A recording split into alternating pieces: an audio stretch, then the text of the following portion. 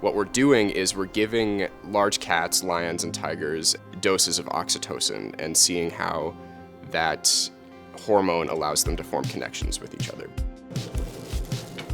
We work on solid materials that are carried by stormwater runoff. Just seeing what's being carried in that water itself, because we don't actually have a lot of information on what that's doing to the ecosystem. In a neuroscience lab, you're looking at a very technical side of addiction. My project that I'm working on relates to how alcohol dependence can be studied through the context of different auditory discriminatory cues. And it's really a really impressive thing that the university has such an accessible research community to students. So the traditional path has been for students to volunteer in research groups. And volunteering is a great way to learn, but not everybody can afford to volunteer. The Dean's Research Program is building a more equitable approach to undergraduate research.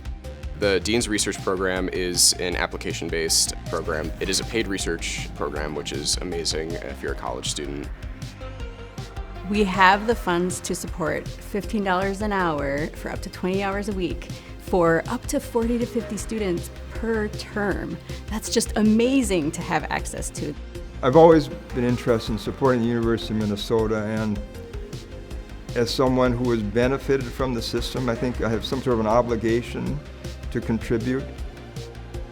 I would not be able to do research if it wasn't paid. I'm funding college myself, so it's really important for me to be able to spend my time in a useful way and have it benefit me as well as the science. On the application form, you're able to indicate which fields of biology that you're interested in. So it's super cool. It's a super cool opportunity for students, especially who haven't been given the opportunity to do research yet.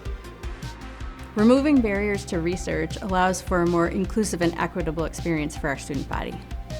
What we really want to see is for this to be able to grow so that we don't have to turn any students away from our application pool.